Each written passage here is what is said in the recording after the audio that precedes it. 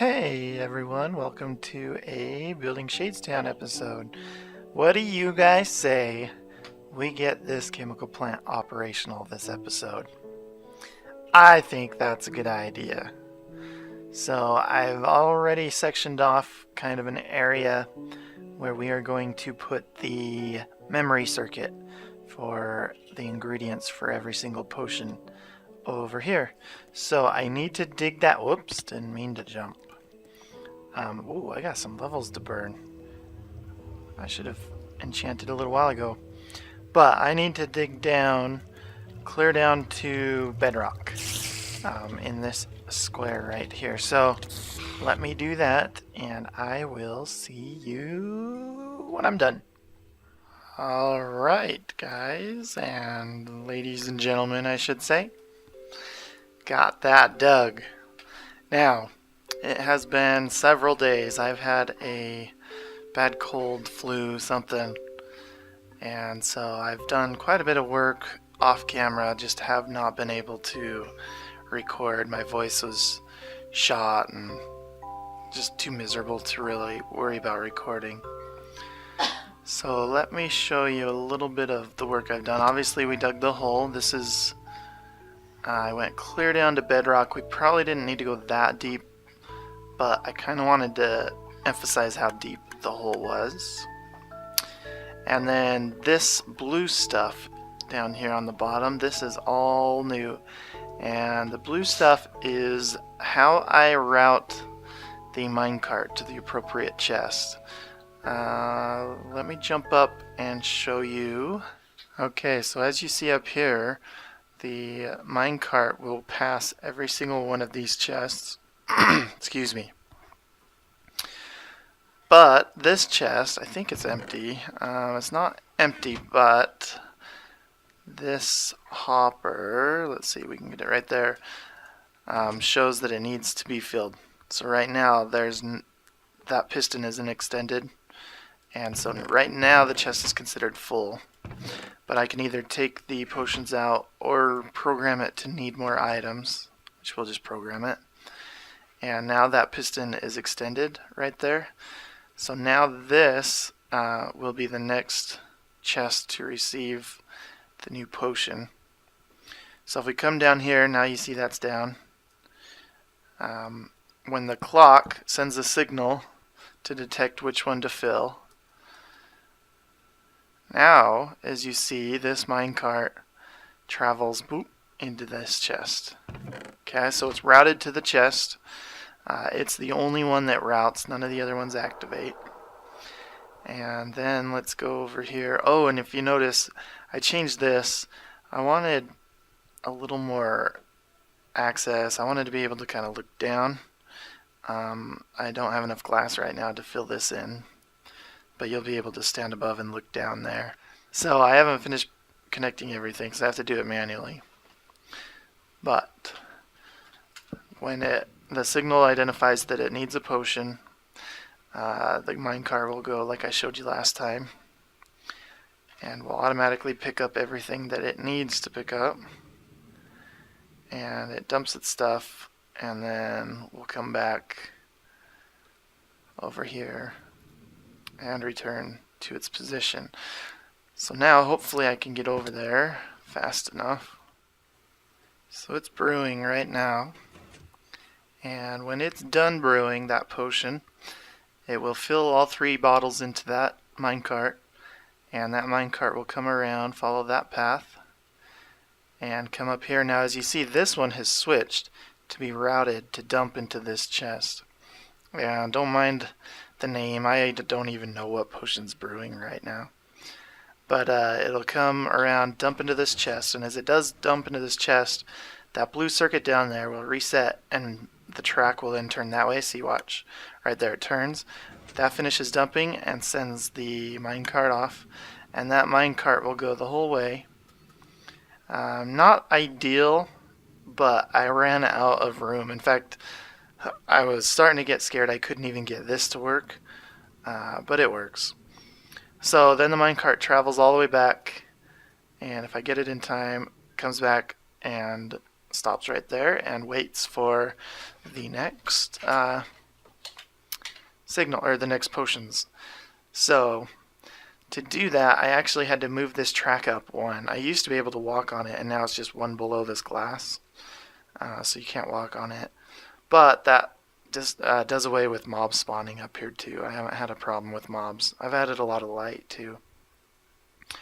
But anyways, let's get to the real reason we are making this particular episode, the memory circuit.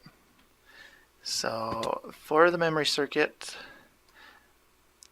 before I go into that, let me kind of pretty this up and add some white wool and stuff. And I need to go get white wool, but I just realized I have some stuff in my inventory that I need to get rid of that I brought to stock some stuff here. So let's dump a bunch of inventory.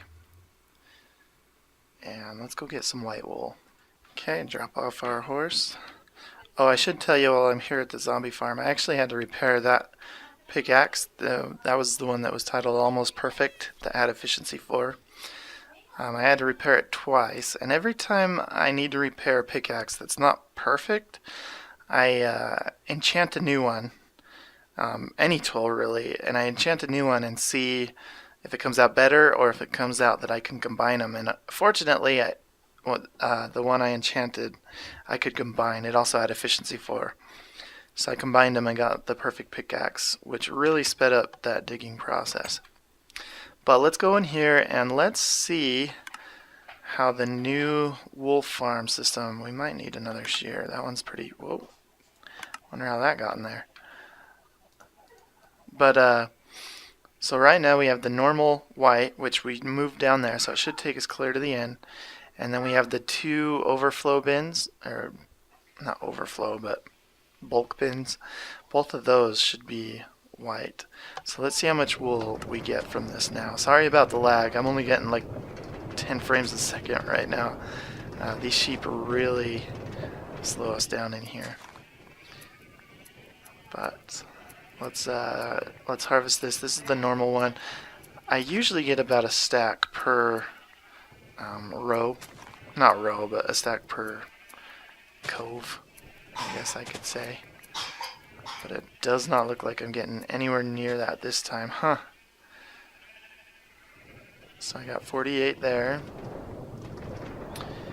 And now it should take us clear down to the 4 white. Now, these ones I'm still breeding up here, as you can see. So this won't be a completely accurate test, but it'll be close enough. And don't mind that cobblestone, that's just because I'm breeding these guys up. And I really got to find out what is causing a lot of this lag, because I don't think the sheep are causing my frame rate to drop that much. I wonder if there's like a bunch of skeleton arrows somewhere. I know that that's kind of been a bug lately, is that skeleton arrows haven't despawned, and it causes a lot of entities. And it kind of can cause your frame rate to drop. So that's one of the white, so the next 2 should be white as well. So there we go. This one's one that's actually done. So as you see, it's real open. Let's grab that. So real open feeling. I changed the overhead stuff to glass. I really like it. And then the track, excuse me, as you see, is automatically powered. So it sends you on your way. You don't even need to push forward or anything. So, and then, yep, it sends us to it. So it looks like the overflow is working great. I keep calling it overflow. It's not overflow, it's extra, bulk. So push forward, I can go a little faster if I want. But let's finish harvesting these. So I've gone through 5, gone to 5. Ultimately, there should be about 5 stacks if I've done everything like I want it to. So there's 1, 2, 3, 4. There's 4 and 17, so we're a little shy. But sometimes it works out better than that. So anyways, let's head back and put the wool down. I will see you in a minute. One other thing I realized you haven't seen that we've done. Let me take my horse right now. Actually, is we have landscaped around the foyer part of this tree farm. So let me show you that. So if I can get over there and it loads. Okay, so there is the foyer part right here. We did end up adding benches right here, so you can go AFK and let the skeleton globe produce some bone meal and bones and arrows for you. I might push in some mine carts into the benches so you can right click and actually sit in the benches. I think that'd be kind of fun. And then I don't think I've shown you that I have the cover on this. I might have shown you that. If I have, sorry.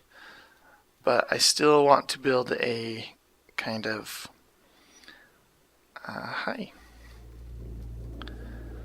build a building face right there. But as you see, we got our skeleton starting to show up. Still have that problem with the arrows not despawning, but anyways, that guy, why did he go right there? Is it not? He's just tracking something.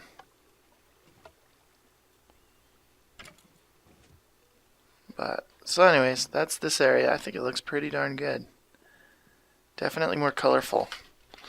I love all the new flowers. Gives you a lot more variety and that. So let's head back. Uh-oh, where'd my horse go? There he is. Okay, got that covered with wool. And I think it looks pretty darn good. I've started to test what I'm going to build down there.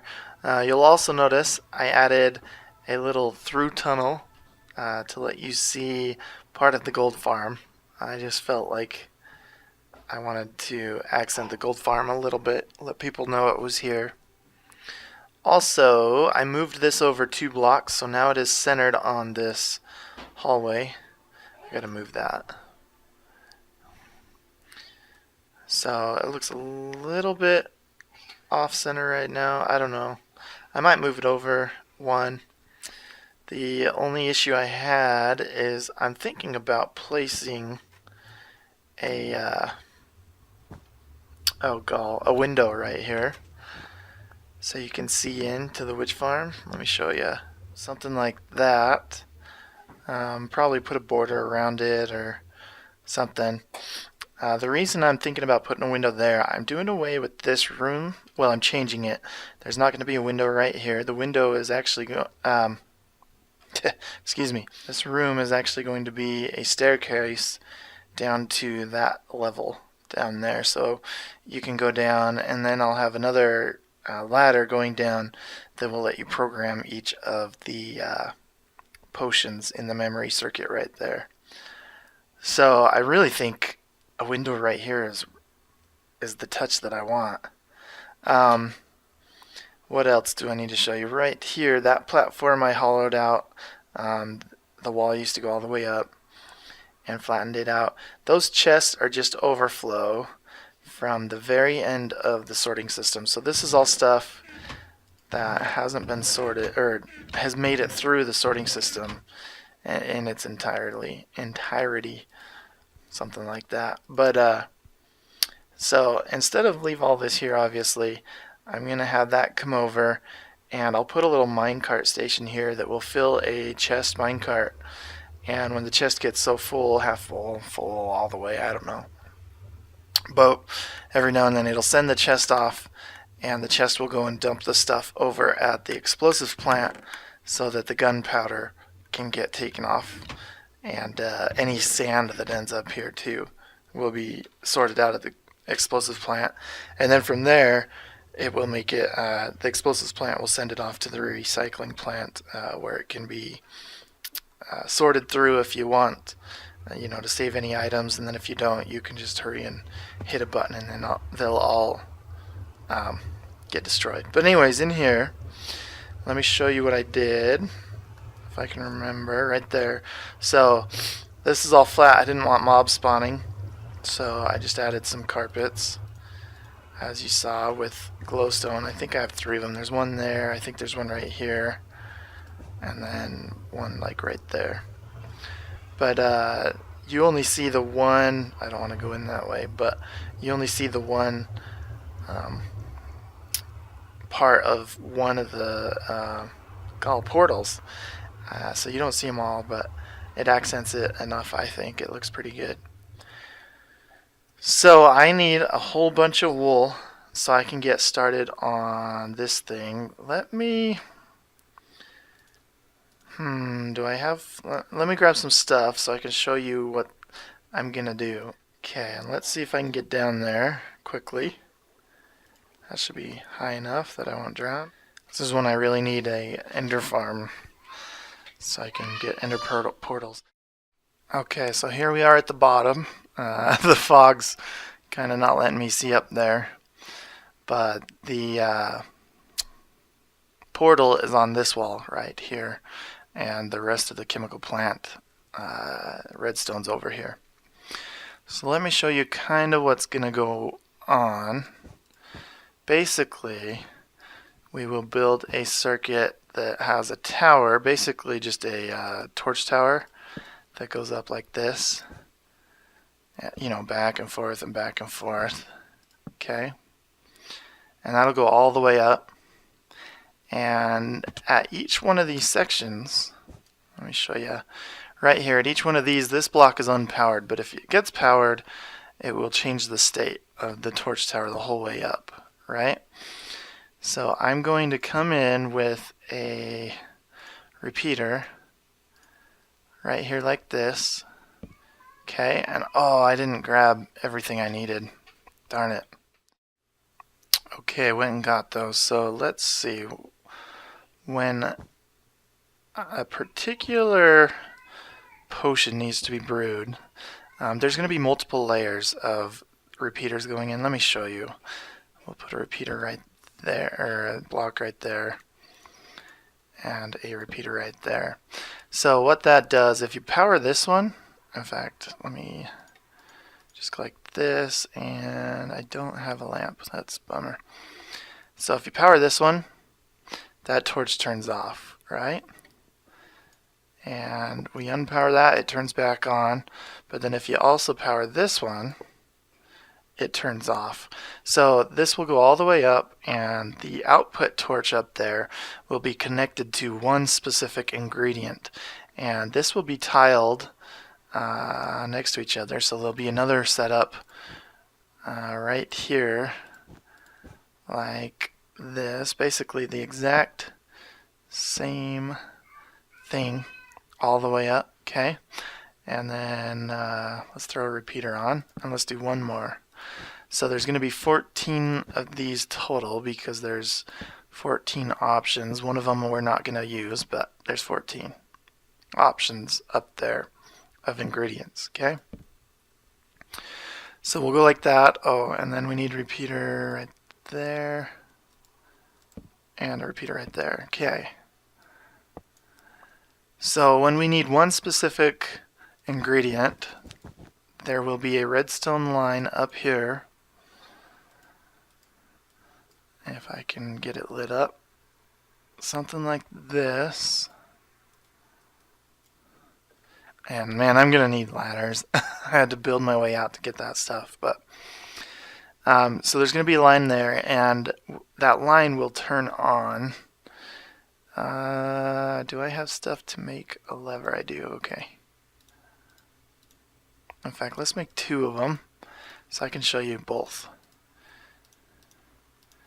Okay, so this line will turn on like that.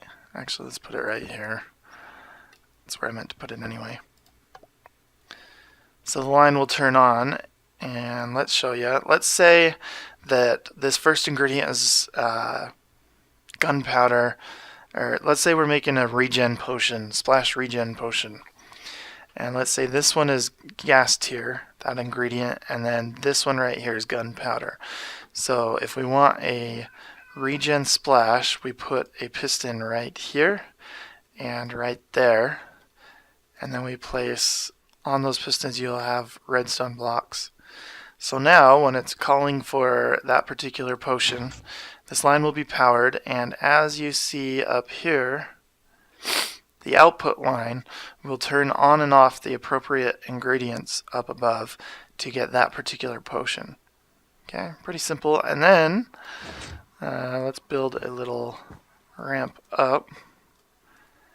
And let's build this line. Actually, let's just go like this.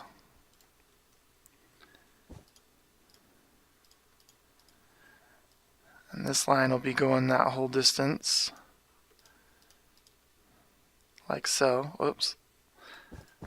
And let's power those. So say this is a different product. Say we still want a splash potion. So if that's the gunpowder, we still want a piston right there. Okay, but then that one we said was gas tier, I think. So let's say we want a potion of healing. So this ingredient, that line going up, that one turns on and off the glistering melon. So we'll want to turn that one on for this particular potion that we're brewing. And so we go like that, and now that's programmed, so to speak. So, oh, whoops, we got to turn this one. What's going on? We have a bud issue.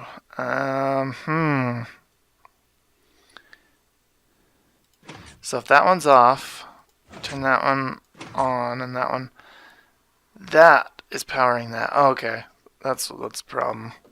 I'm powering that block, which is powering that line. So that's just because a fault in the lever. So if we move the lever over, we'll be fine.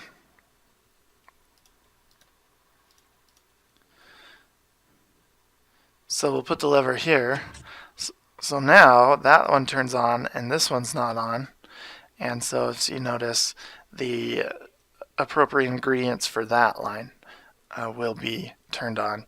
So I will have connected to each one of these lines, I'm going to have the signal length decoder that I've had people help me with on Reddit. I'll have that. What's the best way to explain this? So when the clock identifies that up there, identifies that a particular potion needs to be brewed, it will send a pulse of a certain duration out on a redstone line, and that line will be connected to some circuitry that will be behind this wall, and it will identify each one of these will have its own decoder, and when its specific potion is being called, say this regen splash, it will turn on this line like that, and all the other lines will be turned off. And then, the potion will get brewed, that chest will stock, and it'll keep doing that until that chest is as full as I've programmed it to be. And then it'll identify another potion, and oh, whoops, that was on. That was supposed to be off. But the decoder here will turn that line on, and none of the other ones will be on, which will program the ingredients for the other one. So if you think about it, each vertical line here on this tower, that torch tower, is an ingredient type, okay? And then each row here of pistons and redstone blocks, each row is a potion type.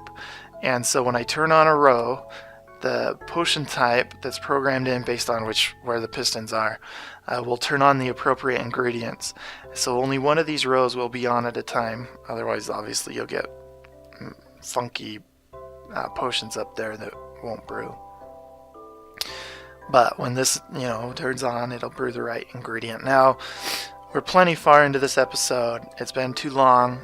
Sorry, guys, about that. It's been finals week is this week. I take my last final tomorrow. And then on top of that, being sick. So it's been a little while, but I'll get this out to you so you can see that progress is still being made. I haven't forgotten about you. But let me finish this stuff off camera. I might just do a time lapse of it actually on my next episode to show you. But anyways, guys, I haven't forgotten about you. I'm still pushing forward on this, and this chemical plant is getting closer. I wanted to get it done this episode, but it just wasn't possible. So we will have to finish it up later. Hopefully you guys enjoyed. Thanks a lot for watching the video, and as always, have a great day. Bye.